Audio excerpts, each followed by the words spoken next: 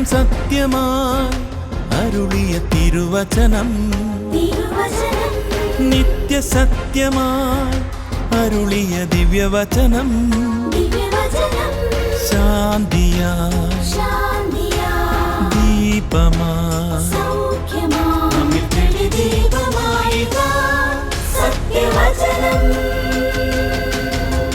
വിടുതലായി രക്ഷയായി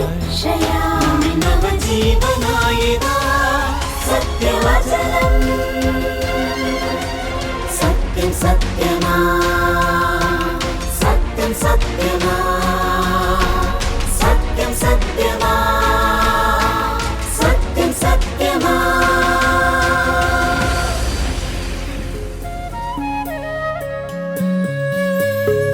നീ മാത്രമാണെൻ ആശ്രയം നാഥാ, നിന്നിൽ മാത്രമാണെൻ ആശ നാഥാ.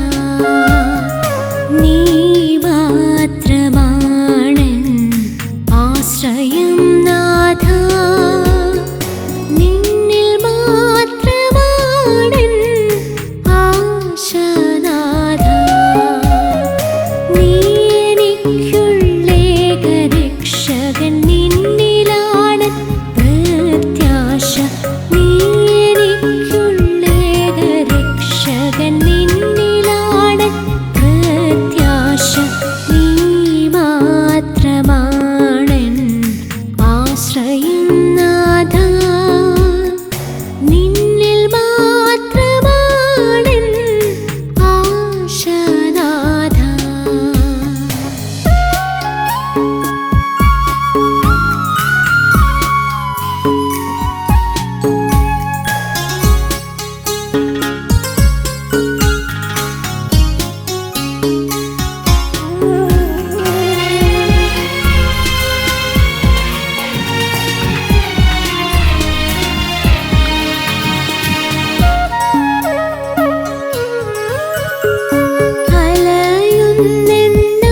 അലയുന്നെന്നാത്മാവിൻ ആശ്രയം നീയേ, അലകൾക്കുമീതെ നടന്നവനേ.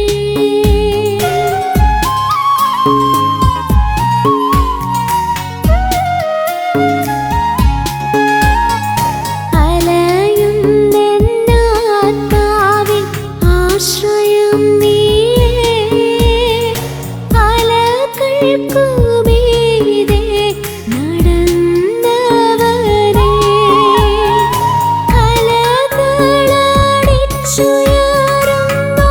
അലകളടിച്ചുയരുന്നോരാളിനെ അലസമാക്കിയ നാഥൻ എന്നാശ്രയം.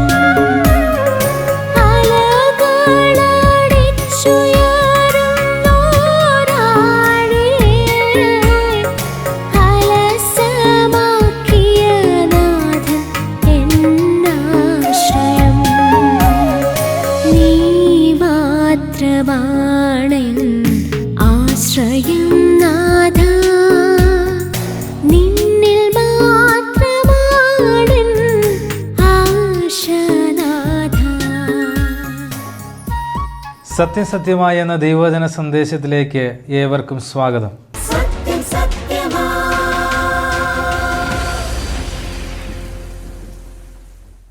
നിങ്ങളുടെ പേര് ജീവൻ്റെ പുസ്തകത്തിലുണ്ടോ? ഞാനങ്ങനെ ചോദിക്കാൻ കാരണം ബൈബിളിലെ അവസാന പുസ്തകമായ വെളിപ്പാട് പുസ്തകത്തിൽ ഇപ്രകാരം നാം വായിക്കുന്നു. വെളിപ്പാട് പുസ്തകം 20-ാം അധ്യായം 15-ാം വാക്യം, ജീവപുസ്തകത്തിൽ പേരെഴുതി കാണാത്ത ഏവനെയും തീപ്പൊയ്കയിൽ തള്ളിയിടും.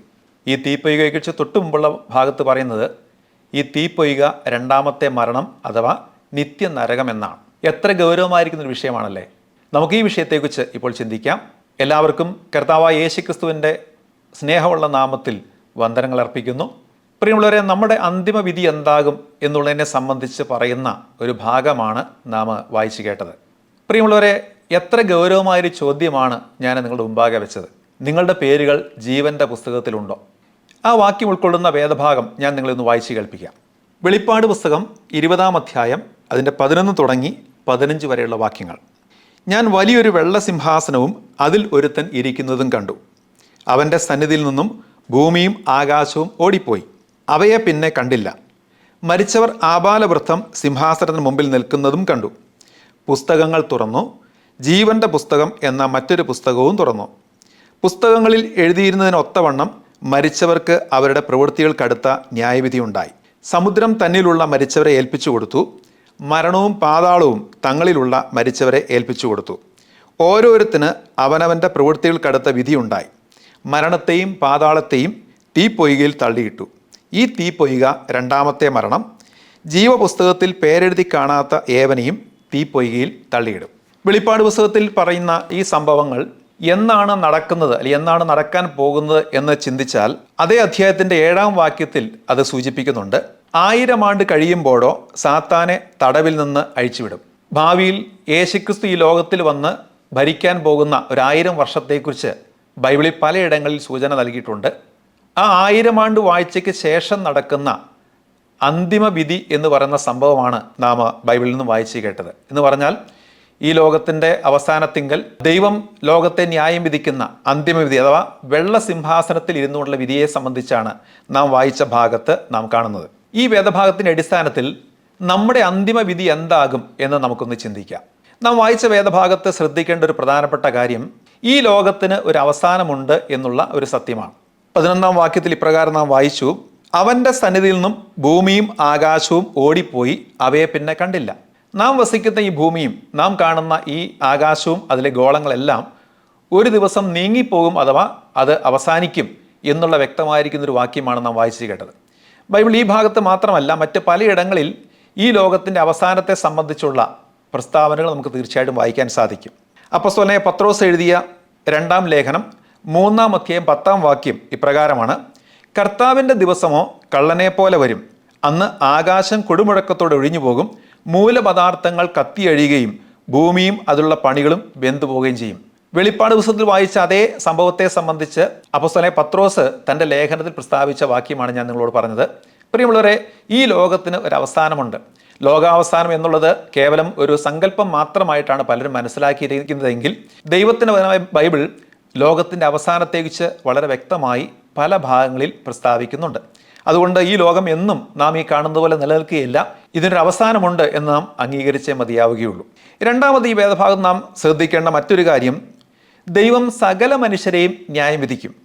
നാം വായിച്ച വാക്യത്തിൽ ഇപ്രകാരമാണ് വായിച്ചത്: മരിച്ചവർ ആബാലവൃത്തം സിംഹാസനത്തിന് മുമ്പിൽ നിൽക്കുന്നത് ഞാൻ കണ്ടു.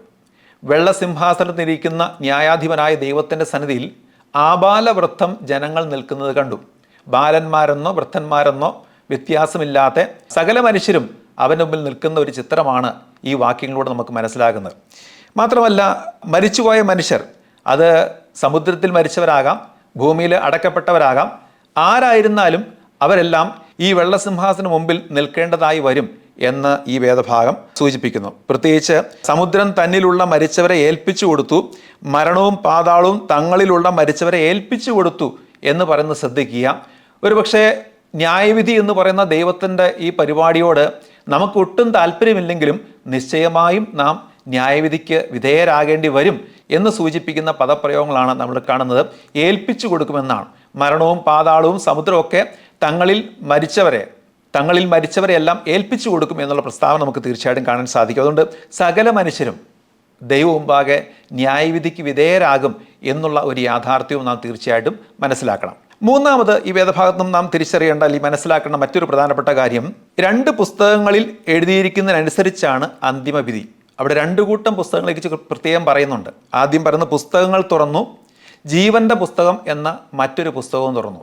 ആദ്യത്തെ പുസ്തകത്തിൽ എഴുതിയിരിക്കുന്ന നമ്മുടെ പ്രവൃത്തികൾക്കനുസരിച്ചുള്ള ന്യായവിധിയാണ് ഓരോരുത്തർക്കും ഉണ്ടാകാൻ പോകുന്നത് എന്ന് വ്യക്തമായി അവിടെ പറയുന്നുണ്ട്. പുസ്തകങ്ങളിൽ എഴുതിയിരുന്നതിനൊത്തവണ്ണം മരിച്ചവർക്ക് അവരുടെ പ്രവൃത്തികൾക്കടുത്ത ന്യായവിധി ഉണ്ടായി. പ്രിയമുള്ളവരെ, നാം മറന്നാലും നമ്മുടെ സകല പ്രവൃത്തികളും, അത് നന്മയാകട്ടെ തിന്മയാകട്ടെ, സകലവും ദൈവത്തിൻ്റെ പുസ്തകത്തിൽ രേഖപ്പെടുത്തുന്നുണ്ട് എന്നുള്ള സത്യം നാം തിരിച്ചറിയണം. നാം ഈ ലോകത്തിൽ ജീവിക്കുമ്പോൾ ഒരുപക്ഷെ ദൈവത്തെ ഭയമില്ലാതെ ദൈവത്തെ നിഷേധിച്ചുകൊണ്ട് ജീവിക്കുന്ന മനുഷ്യനായിരിക്കാം.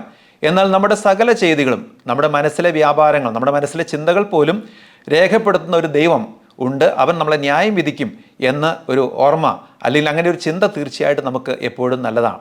എല്ലാ പ്രവൃത്തികളെയും ദൈവം ന്യായം വിധിക്കും. പ്രവൃത്തികൾക്കടുത്ത ന്യായമായിരിക്കുന്ന ഒരു വിധിയാണ് എല്ലാ മനുഷ്യർക്കും ലഭിക്കാൻ പോകുന്നത്. നാം ചെയ്ത നല്ലതും തീയതുമായ സകല പ്രവൃത്തികൾക്കും ന്യായവിധി ഉണ്ടാകും എന്നാണ് ഈ വാക്യത്തിൽ സൂചിപ്പിച്ചിട്ടുള്ളത്. ജ്ഞാനികളിൽ ജ്ഞാനിയായ സോളമൻ എഴുതിയ സഭാപ്രസംഗി എന്ന പുസ്തകത്തിൽ ഇതേ കാര്യം വളരെ വ്യക്തമായി സൂചിപ്പിക്കുന്നുണ്ട്.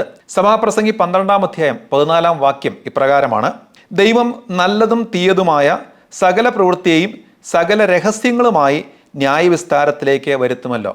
നാം ചെയ്ത രഹസ്യമായ പ്രവൃത്തികളും പരസ്യമായ ചെയ്തികളും എല്ലാം ദൈവത്തിന് മുമ്പാകെ ന്യായം വിധിക്കപ്പെടും എന്നൊരു ചിന്ത തീർച്ചയായിട്ടും നമ്മൾ മനസ്സിലാക്കിയിരിക്കേണ്ടതാണ്. അതുകൊണ്ട് ഈ ഭൂമിയിൽ ജീവിക്കുമ്പോൾ എങ്ങനെയും ജീവിക്കാം എന്നുള്ള ചിന്ത അത് വാസ്തവത്തിൽ കൊടിയ ന്യായവിധിക്ക് ഇടയാക്കി തീർക്കും എന്നുള്ള ഒരു ഭയം നമ്മളെ തീർച്ചയായിട്ടും ബാധിക്കുന്നത് നമുക്ക് നല്ലതാണ്. പിന്നീട് പരിശോധിക്കുന്നത് അടുത്ത പുസ്തകമായിരിക്കുന്ന ജീവന്റെ പുസ്തകത്തിൽ പേരുണ്ടോ എന്നാണ്. നാലാമത് നമുക്കതുകൊണ്ട് ഈ വേദഭാഗത്തിന്റെ അടിസ്ഥാനത്തിൽ മനസ്സിലാക്കാൻ സാധിക്കുന്നത്, ജീവന്റെ പുസ്തകത്തിൽ പേരെഴുതി കാണാത്ത ഏവനെയും തീപ്പൊയ്കയിൽ തള്ളിയിടും. ഈ തീപ്പൊയ്ക രണ്ടാമത്തെ മരണം. ആദ്യത്തെ പുസ്തകത്തിൽ ഒരുപക്ഷെ ധാരാളം നല്ല പ്രവൃത്തികൾ രേഖപ്പെടുത്തപ്പെട്ട ഒരു വ്യക്തിയായിരിക്കാം താങ്കൾ. പ്രിയമുള്ളവരെ, ധാരാളം സൽപ്രവൃത്തികൾ നാം ഈ ലോകത്തിൽ ചെയ്തു കൂട്ടി എന്ന് വന്നാലും രണ്ടാമത്തെ പുസ്തകമായിരിക്കുന്ന ജീവന്റെ പുസ്തകത്തിൽ പേരില്ല എങ്കിൽ തീർച്ചയായിട്ടും അങ്ങനെയുള്ളവർ നിത്യന്യായവിധിയിലേക്ക് അഥവാ നിത്യ നരകശിക്ഷയിലേക്ക് പോകേണ്ടി വരും എന്നാണ് ഈ വാക്യം സൂചിപ്പിക്കുന്നത്. ഇവിടെ രണ്ടാമത്തെ മരണം എന്നുള്ള വാക്ക് സൂചിപ്പിക്കുന്നത് നിത്യ നരകശിക്ഷയെ സംബന്ധിച്ചാണ്. മരണം എന്നുള്ള വാക്ക് വേർപാടെന്നാണ്. രണ്ടാമത്തെ മരണം എന്ന് പറഞ്ഞാൽ ശരീരത്തിൻ്റെ മരണത്തിന് ശേഷം ദൈവത്തിൽ നിന്ന് എന്നേക്കുമായി അകന്നു പോകുന്ന ആ അവസ്ഥയെ കുറിക്കുന്ന നിത്യ മരണം അല്ലെങ്കിൽ നിത്യ നരകശിക്ഷയെയാണ് മരണം എന്നുള്ള വാക്കുകൊണ്ട് ഇവിടെ ഉദ്ദേശിച്ചിട്ടുള്ളത്. അതുകൊണ്ട് ആദ്യത്തെ പുസ്തകത്തിൽ ധാരാളം നല്ല പ്രവൃത്തികൾ ഉണ്ട് എന്ന് വന്നാൽ പോലും രണ്ടാമത്തെ പുസ്തകമായിരിക്കുന്ന ജീവന്റെ പുസ്തകത്തിൽ നമ്മുടെ പേരില്ലെങ്കിൽ തീർച്ചയായിട്ടും നിത്യ നരകശിക്ഷയിലേക്ക് നാം പോകേണ്ടതായിട്ട് വരും. നാം ചെയ്ത പാപത്തിന് അനുസരിച്ചുള്ള ശിക്ഷ സഹിച്ചുകൊണ്ട് നിത്യകാലം നിത്യ നരകത്തിൽ നാം കിടക്കേണ്ടി വരും എന്നുള്ളതും ഈ വേദഭാഗത്ത് വളരെ വ്യക്തമായി നമുക്ക് മനസ്സിലാക്കാൻ സാധിക്കും. അപ്പോൾ ന്യായമായ ഒരു ചോദ്യം നമ്മുടെ മനസ്സിലേക്ക് വരാം: ആരുടെ പേരുകളാണ് ഈ ജീവന്റെ പുസ്തകത്തിൽ എഴുതിയിരിക്കുന്നത്? ഈ വേദഭാഗത്തിന്റെ അടിസ്ഥാനത്തിൽ തന്നെ നമുക്ക് മനസ്സിലാക്കാൻ സാധിക്കും, ഈ പുസ്തകത്തിൽ പേരില്ലാത്ത എല്ലാവരെയും തീപ്പൊയ്കയിലേക്ക് അഥവാ നിത്യശിക്ഷാവിധിയിലേക്ക് ദൈവം വിടുമെങ്കിൽ ജീവന്റെ പുസ്തകത്തിൽ പേരെഴുതിയിരിക്കുന്നത് സ്വർഗത്തിലേക്ക് പോകുന്നവരുടെ അഥവാ സ്വർഗം അവകാശമായി ലഭിച്ചവരുടെ പേരുകളാണ് ആ പുസ്തകത്തിൽ രേഖപ്പെടുത്തിയിട്ടുള്ളത്. പ്രിയമുള്ളവരെ, ജീവന്റെ പുസ്തകത്തിൽ പേര് ചേർക്കപ്പെടാൻ നമ്മൾ എന്താണ് ചെയ്യേണ്ടത്? വാസ്തവത്തിൽ നമ്മളെ ചിന്തിപ്പിക്കേണ്ട ഒരു വിഷയം അതാണ്. നാം ഈ ലോകത്തിൽ നല്ലവരായി ജീവിക്കണം, നല്ല പ്രവൃത്തികൾ ചെയ്യണം തീർച്ചയായിട്ടും. എന്തുകൊണ്ടെന്നാൽ നാം ചെയ്യുന്ന തിന്മ പ്രവൃത്തികൾക്ക് അനുസരിച്ചൊരു ശിക്ഷയാണ് നമുക്ക് മരണശേഷം നിത്യനരകത്തിൽ എല്ലാ മനുഷ്യരും കിട്ടാൻ പോകുന്നതുകൊണ്ട് പരമാവധി നല്ല കാര്യങ്ങൾ ചെയ്യണം എന്ന് തന്നെയാണ് ഈ വാക്യം സൂചിപ്പിക്കുന്നത്. എന്നാൽ അതുകൊണ്ട് മാത്രം എന്നാൽ നല്ല പ്രവൃത്തിയുടെ അടിസ്ഥാനത്തിൽ നമുക്കൊരിക്കലും സ്വർഗത്തിൽ പോകാൻ സാധ്യമല്ല. ജീവന്റെ പുസ്തകത്തിൽ പേരുള്ളവർക്ക് മാത്രമേ സ്വർഗത്തിൽ പ്രവേശനമുള്ളൂ എന്ന് നാം ഈ വാക്യത്തിന്റെ അടിസ്ഥാനത്തിൽ തീർച്ചയായിട്ടും മനസ്സിലാക്കിയിരിക്കണം. അപ്പോൾ ജീവന്റെ പുസ്തകത്തിൽ നമ്മുടെ പേര് എഴുതി ചേർക്കുവാൻ നാം എന്താണ് ചെയ്യേണ്ടത്? ഞാൻ ആ വിഷയത്തെക്കുറിച്ച് മറ്റു ചില വാക്യങ്ങളുടെ അടിസ്ഥാനത്തിൽ നിങ്ങളോട് വ്യക്തമാക്കാം. യോഹന്നാൻ എഴുതിയ സുവിശേഷം 3-ാം അധ്യായം അതിൻ്റെ 16-ാമത്തെ വാക്യത്തിൽ നാം ഇപ്രകാരം വായിക്കുന്നു: തൻ്റെ ഏകജാതനായ പുത്രനിൽ വിശ്വസിക്കുന്ന ഏവനും നശിച്ചു പോകാതെ നിത്യജീവൻ പ്രാപിക്കേണ്ടതിന് ദൈവം അവനെ നൽകുവാൻ തക്കോണം ലോകത്തെ സ്നേഹിച്ചു. ജീവന്റെ പുസ്തകത്തിൽ ആരുടെ പേരുകളാണെന്ന് ചോദിച്ചാൽ സ്വർഗത്തിലേക്ക് പോകുന്നവരുടെ അല്ലെങ്കിൽ നിത്യജീവൻ പ്രാപിച്ചവരുടെ പേരുകളാണ് ജീവപുസ്തകത്തിൽ ദൈവം എഴുതി ചേർത്തിട്ടുള്ളത്. പിന്നെ ഇവിടെ നിത്യജീവൻ പ്രാപിക്കാൻ നാം എന്ത് ചെയ്യണം? നിത്യജീവൻ പ്രാപിച്ചാൽ തീർച്ചയായിട്ടും നമ്മുടെ പേരുകളും ജീവന്റെ പുസ്തകത്തിൽ എഴുതി ചേർക്കപ്പെടും എന്നുള്ളത് നമുക്ക് തീർച്ചയായിട്ടും മനസ്സിലാക്കാം. നാം വായിച്ച യോഹന്നാന്റെ സുവിശേഷം 3-ാം അധ്യായത്തിന്റെ 16-ാം വാക്യത്തിന്റെ അടിസ്ഥാനത്തിൽ നിത്യജീവൻ പ്രാപിക്കാൻ എന്ത് ചെയ്യണം എന്ന് ചോദിച്ചാൽ കർത്താവായ യേശുക്രിസ്തുവിൽ വിശ്വസിക്കണം. തൻ്റെ ഏകജാതനായ പുത്രനിൽ വിശ്വസിക്കുന്ന ഏവനും നശിച്ചു പോകാതെ നിത്യജീവൻ പ്രാപിക്കേണ്ടതിന് ദൈവം അവനെ നൽകുവാൻ തക്കോണം ലോകത്തെ സ്നേഹിച്ചു. ഏത് മനുഷ്യൻ്റെയും പേരുകൾ ജീവന്റെ പുസ്തകത്തിൽ ചേർക്കപ്പെടാം. പക്ഷേ ഒരു വ്യവസ്ഥ ഇവിടെ പറയുന്നുണ്ട്: തൻ്റെ ഏകജാതനായ പുത്രനിൽ വിശ്വസിക്കുന്ന ഏവനും. നിങ്ങൾ ഒരുപക്ഷെ ഈ സന്ദേശം കേൾക്കുന്ന ആളുകളുടെ ആത്മീയ സ്ഥിതി എന്ത് തന്നെ ആയിരിക്കോട്ടെ, അവരുടെ ജീവിതത്തിൻ്റെ ധാർമ്മിക നിലവാരം ഈ കഴിഞ്ഞ കാലം എന്ത് തന്നെ ആയിരിക്കോട്ടെ, ഈ സന്ദേശം കേൾക്കുന്ന നിങ്ങളുടെ ധാർമ്മിക നിലവാരം എപ്രകാരവുമായിക്കൊള്ളട്ടെ, ഏത് മനുഷ്യർക്കും നിത്യജീവനെ പ്രാപിക്കാനും തൽഫലമായി ജീവന്റെ പുസ്തകത്തിൽ അവരുടെ പേരുകൾ ചേർക്കപ്പെടാനും സാധിക്കും എന്ന് നമുക്ക് ഈ വാക്യത്തിൻ്റെ അടിസ്ഥാനത്തിൽ മനസ്സിലാക്കാൻ സാധിക്കും. പ്രിയമുള്ളവരെ, കർത്താവായ യേശുക്രിസ്തുവിനെ ദൈവം ലോകത്തിലേക്ക് അയച്ചത് നമ്മെ നിത്യമായി നശിപ്പിക്കേണ്ടതിനല്ല, മറിച്ച് പാപത്തിൻ്റെ ഫലമായി നിത്യനരകശിക്ഷയ്ക്ക് അർഹരായി നിത്യനരകത്തിലേക്ക് പോയിക്കൊണ്ടിരിക്കുന്ന നമ്മളെ ആ നിത്യനാശത്തിൽ നിന്നും വീണ്ടെടുക്കാനാണ്. നാം വായിച്ച വാക്യത്തിൽ അങ്ങനെയാണ് പറയുന്നത്, തൻ്റെ ഏകജാതനായ പുത്രനിൽ വിശ്വസിക്കുന്ന ഏവനും നശിച്ചു പോകാതെ. അതിന് മറുവശമോടെ പറയുന്നുണ്ട്, നിത്യജീവൻ പ്രാപിക്കേണ്ടതിന്. കർത്താവായ യേശുക്രിസ്തുവിനെ ലോകത്തിലേക്ക് തന്നത് നമുക്ക് നിത്യജീവൻ ലഭിക്കേണ്ടതിനാണ്. നിത്യജീവൻ പ്രാപിക്കാൻ എന്ത് ചെയ്യണം എന്ന് ചോദിച്ചാലും ആ വാക്യത്തിൽ വളരെ വ്യക്തമായി പറയുന്നു, തൻ്റെ ഏകജാതനായ പുത്രൻ്റെ നാമത്തിൽ വിശ്വസിക്കുന്ന ഏവനും നശിച്ചു പോകാതെ നിത്യജീവൻ പ്രാപിക്കേണ്ടത്. കർത്താവായ യേശുക്രിസ്തുവിനെ വിശ്വസിക്കുന്ന വ്യക്തികൾക്കാണ് നിത്യജീവനെ ലഭിക്കുന്നത്. എന്നെ കേൾക്കുന്ന ചിലരെങ്കിലും യേശുക്രിസ്തുവിനെ വിശ്വസിക്കുന്നവരാണ് എന്ന് എനിക്കറിയാം. എന്നാൽ ഞാൻ നിങ്ങളോട് പറയട്ടെ, യേശുക്രിസ്തുവിനെ കേവലം ദൈവമാണ് അല്ലെങ്കിൽ ഒരു രക്ഷകനാണ് എന്നൊക്കെ മനസ്സിലാക്കിയ ആളുകളാണ് ക്രിസ്ത്യാനികൾ. എന്നാൽ കർത്താവായ യേശുക്രിസ്തുവിനെ വിശ്വസിക്കുക എന്ന് ദൈവത്തിൻ്റെ വചനമായ ബൈബിൾ പറയുമ്പോൾ അതുകൊണ്ട് അർത്ഥമാക്കുന്നത് എന്താണെന്ന് നാം വ്യക്തമായി മനസ്സിലാക്കിയിരിക്കണം. കർത്താവായ യേശുക്രിസ്തു ദൈവമാണ്, സത്യം തന്നെ. എന്നാൽ കർത്താവായ യേശുക്രിസ്തു ഈ ലോകത്തിലേക്ക് വന്ന് പാപികളായ മനുഷ്യൻ്റെ പാപങ്ങൾക്ക് പരിഹാരം വരുത്തിക്കൊണ്ട് മരിച്ച് അടക്കപ്പെട്ട് ഉയർത്തെഴുന്നേറ്റ രക്ഷിതാവാണ് എന്ന് നിങ്ങൾ മനസ്സിലാക്കിയിട്ടുണ്ടോ? ഒരുപക്ഷെ കർത്താവായ യേശുക്രിസ്തുവിൻ്റെ കുരിശുമരണത്തെക്കുറിച്ചൊക്കെ നിങ്ങൾ കേട്ടിട്ടുണ്ടാകാം. എന്നാൽ കർത്താവായ യേശുക്രിസ്തുവിൻ്റെ കുരിശിലെ ബലിമരണം മാത്രമാണ് മനുഷ്യൻ്റെ പാപത്തിനുള്ള ഏക പരിഹാരം, മനുഷ്യൻ്റെ നിത്യശിക്ഷാവിധിക്കുള്ള ഏക പോംവഴി എന്ന് നിങ്ങൾ മനസ്സിലാക്കിയിട്ടുണ്ടോ? അങ്ങനെ വ്യക്തമായി മനസ്സിലാക്കണം.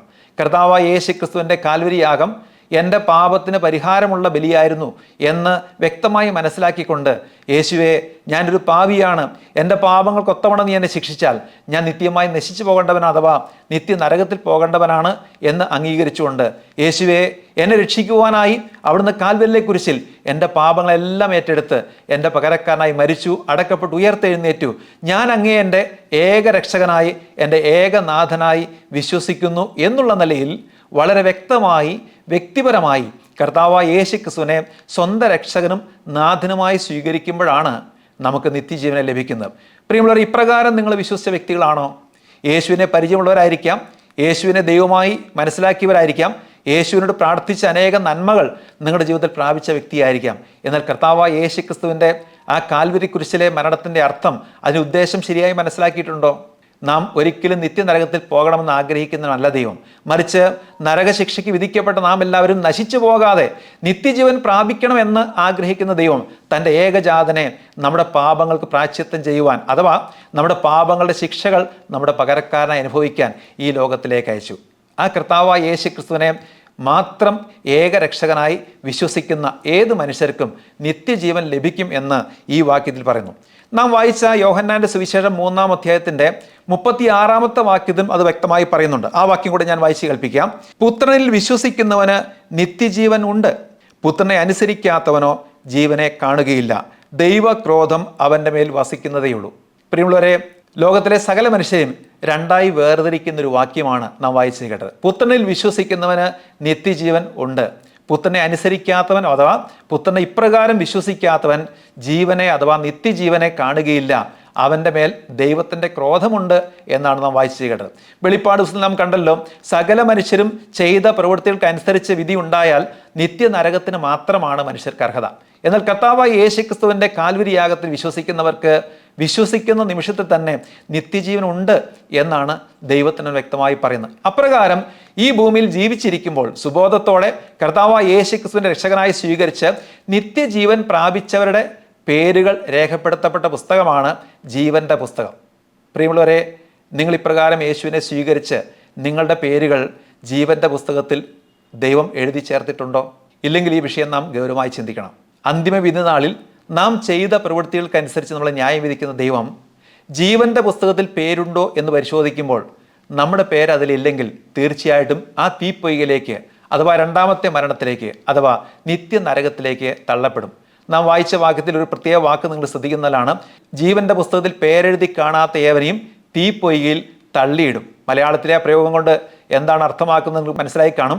ഒരുപക്ഷെ നമുക്ക് പോകാൻ ഒട്ടും ഇഷ്ടമല്ലാത്ത ആ നിത്യ നരകാഗ്നിയിലേക്ക് നിർബന്ധമായി നമ്മളെ പറഞ്ഞയക്കും എന്നാണ് ആ വാക്യം സൂചിപ്പിക്കുന്നത്. അതുകൊണ്ട് ജീവിച്ചിരിക്കുമ്പോൾ കർത്താവായ യേശുക്രിസ്തുവിൻ്റെ കാൽവരി യാഗത്തിൻ്റെ അർത്ഥം മനസ്സിലാക്കണം. നമ്മുടെ യഥാർത്ഥമായിരിക്കുന്ന പാപാവസ്ഥയെക്കുറിച്ച് ഒരു അനുതാപം, ഒരു ആത്മാർത്ഥമായിരിക്കുന്ന മാനസാന്തരം നമുക്കുണ്ടാകണം. മാനസാന്തരപ്പെട്ട് നമ്മുടെ പാപങ്ങൾക്ക് പരിഹാരമായി കുരിശിൽ മരിച്ച കർത്താവായ യേശുവിനെ ഏത് വ്യക്തി സ്വീകരിച്ചാലും അവന് പാപമോചനവും നിത്യമായ ജീവൻ ലഭിക്കും. ഒരുപക്ഷെ ജീവിതത്തിൻ്റെ പിന്നാമ്പുറങ്ങളിലേക്ക് ചിന്തിച്ചാൽ ഒരുപക്ഷെ നിങ്ങൾ വളരെ മോശമായി ജീവിച്ചൊരു പശ്ചാത്തലം നിങ്ങൾക്കുണ്ടായേക്കാം. ആ കർത്താവായ യേശുവിനൊപ്പം ക്രൂശിക്കപ്പെട്ട കള്ളന്മാരിൽ ഒരുവൻ ആ അന്തിമ നിമിഷങ്ങളിൽ താൻ ഒരു ദുഷ്പ്രവൃത്തിക്കാരനായിരുന്നിട്ടും കർത്താവായ യേശു ക്രിസ്തുവിനെ സ്വന്തം രക്ഷകനായി വിശ്വസിച്ച് നിത്യജീവനിലേക്ക് പോയ ചരിത്രം നമുക്ക് ബൈബിളിൻ്റെ താളിൽ വായിക്കാൻ സാധിക്കും. അതുകൊണ്ട് എന്നെ കേൾക്കുന്ന നിങ്ങൾ ആരായിരുന്നാലും കർത്താവായ യേശു ക്രിസ്തുവിൻ്റെ അടുക്കൽ ചെന്ന് പാപങ്ങൾ ഏറ്റു പറഞ്ഞുകൊണ്ട് കർത്താവായ യേശു ക്രിസ്തുവിനെ മാത്രം ഏക രക്ഷകനും നാഥനുമായി വിശ്വാസാൽ സ്വീകരിക്കുന്നുവെങ്കിൽ അവർക്ക് നിത്യജീവൻ ലഭിക്കും. മാത്രമല്ല അവരുടെ പേരുകൾ ജീവൻ്റെ പുസ്തകത്തിൽ എഴുതി ചേർക്കപ്പെടും. വിധിനാളിൽ ജീവൻ്റെ പുസ്തകത്തിൽ പേരെഴുതപ്പെട്ട സകല മനുഷ്യരും അവർ നിത്യമായിരിക്കുന്ന സ്വർഗത്തിലേക്ക് അഥവാ മോക്ഷത്തിലേക്ക് പോകും എന്ന് നാം വായിച്ചു കേട്ട വേദഭാഗത്തിൻ്റെ അടിസ്ഥാനത്തിൽ മനസ്സിലാക്കുവാൻ നമുക്ക് സാധിക്കും. അങ്ങനെ കർത്താവായ യേശുവിനെ രക്ഷകനായി സ്വീകരിച്ച് നിത്യജീവൻ പ്രാപിച്ച് സ്വർഗത്തിൽ പോകാനുള്ള യോഗ്യത നേടുവാൻ ഇന്ന് ഈ സന്ദേശം കേട്ട എല്ലാവരെയും ദൈവം സഹായിക്കട്ടെ എന്ന് ആത്മാർത്ഥമായി പ്രാർത്ഥിച്ചുകൊണ്ട് എല്ലാവർക്കും നന്ദി പറഞ്ഞുകൊണ്ട് ദൈവത്തിന് മഹത്വം കരയറ്റിക്കൊണ്ട് ഞാൻ എൻ്റെ വാക്കുകളെ ചുരുക്കുന്നു. ദൈവത്തിന് മഹത്വം.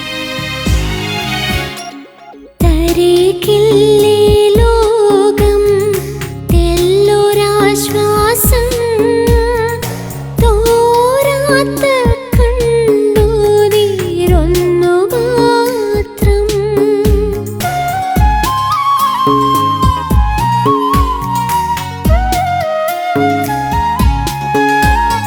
തരികില്ലേ ലോകം തെല്ലൊരാശ്വാസം തോരാത്ത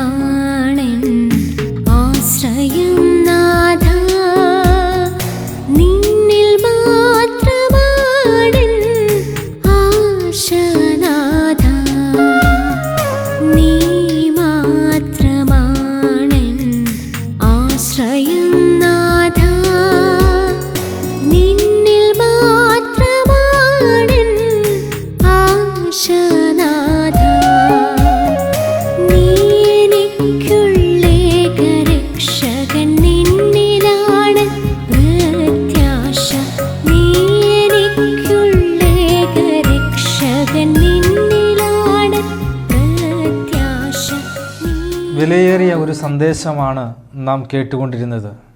അതിപ്രധാനപ്പെട്ട ഒരു ചോദ്യം, നിങ്ങളുടെ പേര് ജീവൻ്റെ പുസ്തകത്തിൽ എഴുതിയിട്ടുണ്ടോ? ഒരുപക്ഷെ നമ്മൾ ചിന്തിക്കും, മറ്റുള്ളവർക്ക് ദ്രോഹം ചെയ്യാതെ അത്യാവശ്യം നന്മകളൊക്കെ ചെയ്ത് സൽപ്രവൃത്തികളൊക്കെ ചെയ്ത് ജീവിച്ച് മുമ്പോട്ട് പോയാൽ നമ്മുടെ പേര് ജീവൻ്റെ പുസ്തകത്തിലുണ്ട് എന്ന് നനയ്ക്കുന്നവർ ഉണ്ട്. മറ്റു ചിലർ അതെങ്ങനെ ഉറപ്പിച്ച് പറയുവാനായിട്ട് കഴിയും? ജീവൻ്റെ പുസ്തകത്തിൽ പേരുണ്ടോ എന്ന് എങ്ങനെയാണ് എനിക്ക് പറയുവാനായിട്ട് കഴിയുന്നത് എന്ന് ചിന്തിക്കുന്ന അനേകരുണ്ട്.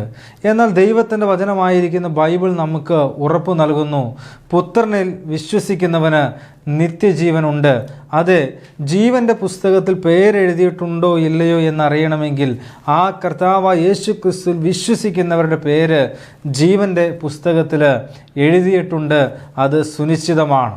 ജീവപുസ്തകത്തിൽ പേരെഴുതാത്ത ഏവനെയും തീപ്പൊയ്കയിൽ തള്ളിയിടുന്നു എന്ന് തിരുവെഴുത്ത് നമ്മെ ഓർമ്മപ്പെടുത്തുന്നു. അത് രണ്ടാം മരണമാണ്, നിത്യമായിരിക്കുന്ന നരകമാണ്, നിത്യമായിരിക്കുന്ന യാതനാ സ്ഥലമാണ്. നമ്മെ ഭയപ്പെടുത്തുന്ന ഭീതിപ്പെടുത്തുന്ന ഒരു കാര്യം, ആ നരകത്തിൽ വീണു കഴിഞ്ഞാൽ അവിടെ നിന്ന് ഒരു കാലത്തും ഒരിക്കലും നമുക്ക് രക്ഷപ്പെടുവാനായിട്ട് കഴിയുകയില്ല, അതിൽ നിന്നൊരു മോചനമില്ല എന്ന യാഥാർത്ഥ്യമാണ് നമ്മെ ഏറ്റവും അധികമായിട്ട് ഭയപ്പെടുത്തുന്നത്. എന്നാൽ നിത്യമായിരിക്കുന്ന സ്വർഗത്തിൽ പ്രവേശിച്ചാൽ ആ കർത്താവിനോടൊപ്പം ആനന്ദകരമായിരിക്കുന്ന ഒരു ജീവിതം നയിക്കുവാനായിട്ട് സാധിക്കും. എങ്ങനെയാണ് നിത്യമായ സ്വർഗത്തിൽ പ്രവേശിക്കുവാനായിട്ട് സാധിക്കുന്നത്? വളരെ ലളിതമായിരിക്കുന്ന സിമ്പിളായിരിക്കുന്ന വഴിയാണ് ദൈവം നമ്മുടെ മുമ്പാകെ വച്ചിരിക്കുന്നത്. തൻ്റെ പുത്രനിൽ വിശ്വസിക്കുക, കർത്താവായ യേശു ക്രിസ്തുവിൽ വിശ്വസിക്കുന്നവരാണ് സ്വർഗരാജ്യത്തിൽ പ്രവേശിക്കുവാനായിട്ട് സാധിക്കുന്നത്.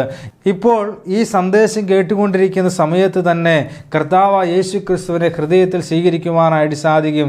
ഇത്രമാത്രം പറയുക, കർത്താവേ, ഞാനൊരു പാപിയായിരിക്കുന്ന മനുഷ്യനാണ്, എനിക്ക് വേണ്ടിയാണ് കാൽവരിയിലെ ക്രൂശിൽ അവിടുന്ന് മരിച്ചത് എന്ന് ഞാൻ വിശ്വസിക്കുന്നു.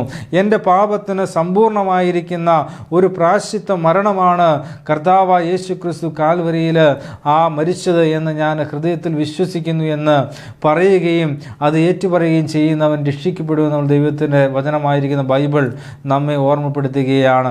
അതുകൊണ്ട് നമ്മുടെ പേര് ജീവൻ്റെ പുസ്തകത്തിൽ ഉണ്ട് എന്ന് ഉറപ്പുവരുത്തിക്കൊണ്ട് നമ്മുടെ ജീവിതം മുമ്പോട്ട് നയിക്കുവാൻ ദൈവം നമ്മെ ഏവരെയും സഹായിക്കട്ടെ. ദൈവനാമത്തിന് മഹത്വം. നമുക്ക് ഒരുമിച്ച് പ്രാർത്ഥിക്കാം. സ്വർഗീയ നല്ല പിതാവേ, ഞങ്ങളെ കേൾപ്പിച്ച വളരെ ചിന്തിപ്പിക്കുന്ന ചോദ്യത്തിനായിട്ട് നന്ദി പറയുന്നു. കർത്താവ്, ജീവൻ്റെ പുസ്തകത്തിൽ പേരെഴുതിയിട്ടുണ്ടോ? ജീവൻ്റെ പുസ്തകത്തിൽ പേരെഴുതാത്ത ഏവരെയും തീപ്പൊഴുകി തള്ളിയിടുന്നു. കർത്താവെ, ജീവൻ്റെ പുസ്തകത്തിൽ പേരെഴുതിയിട്ടില്ല എങ്കിൽ ഞങ്ങളുടെ ജീവിതത്തിൽ എന്തെല്ലാം നേടിയാലും അത് വലിയ പരാജയമായിട്ട് തീരും. കർത്താവിനെ സ്വന്തം നാഥൻ രക്ഷിതാവുമായി സ്വീകരിച്ച്, കർത്താവിനെ രക്ഷിതാവായി സ്വീകരിച്ച്, ഏകനാഥനായി ഏകരക്ഷിതാവായി സ്വീകരിച്ച് ജീവൻ്റെ പുസ്തകത്തിൽ പേരെഴുതിയിട്ടുള്ളവരായി ഞങ്ങളുടെ ജീവിതം മുമ്പോട്ട് നയിക്കുവാൻ, ആ സന്തോഷത്തോടെ ആ ഉറപ്പ് പ്രാപിച്ചുകൊണ്ട് ജീവിതം മുമ്പോട്ട് നയിക്കുവാനായിട്ട് അവിടെ ഞങ്ങളെ ഏവരെയും സഹായിക്കണമെന്നോർത്ത് പ്രാർത്ഥിക്കുന്നു. അവിടെ നിന്ന് ഞങ്ങളുടെ പ്രാർത്ഥനയും യാചനയും കേട്ടതോർത്ത് സ്തോത്രം. എല്ലാ യേശു ക്രിസ്തുവിൻ്റെ ധന്യമുള്ള നാമത്തിൽ തന്നെ ആമേൻ. ഈ ദൈവവചന സന്ദേശം നിങ്ങൾക്കൊരു അനുഗ്രഹമായി എന്ന് ഞങ്ങൾ വിശ്വസിക്കുന്നു. നിങ്ങളുടെ വിലപ്പെട്ട അഭിപ്രായങ്ങളും നിർദ്ദേശങ്ങളും പ്രാർത്ഥനാവശ്യങ്ങളും ഞങ്ങളെ അറിയിച്ചാലും ഞങ്ങൾ നിങ്ങൾക്ക് വേണ്ടി പ്രാർത്ഥിക്കുന്നതായിരിക്കും. ഞങ്ങളുമായി ബന്ധപ്പെടേണ്ട വിലാസം Agape Gospel Ministries, 126 Maithri Nagar, Asramam, Kollam. Email ID satyasathyamai@gmail.com. Phone number 8136936648. Bible സംബന്ധമായ നിങ്ങളുടെ സംശയങ്ങളും ചോദ്യങ്ങളും ഞങ്ങളുടെ വാട്സപ്പ് നമ്പർ മുഖേന ഞങ്ങളെ അറിയിച്ചാലും ഞങ്ങൾ നിങ്ങൾക്ക് ഉത്തരം നൽകുന്നതായിരിക്കും. ഈ പ്രോഗ്രാമിൻ്റെ മറ്റ് സന്ദേശങ്ങളും പാട്ടുകളും വീണ്ടും കേൾക്കുന്നതിനായി ഞങ്ങളുടെ സത്യസത്യമായി എന്ന ഫേസ്ബുക്ക് പേജും സത്യസത്യമായി എന്ന യൂട്യൂബ് ചാനലും സന്ദർശിച്ചാലും ദൈവം നമ്മെ ധാരാളമായിട്ട് അനുഗ്രഹിക്കുമാറാകട്ടെ. സത്യമായി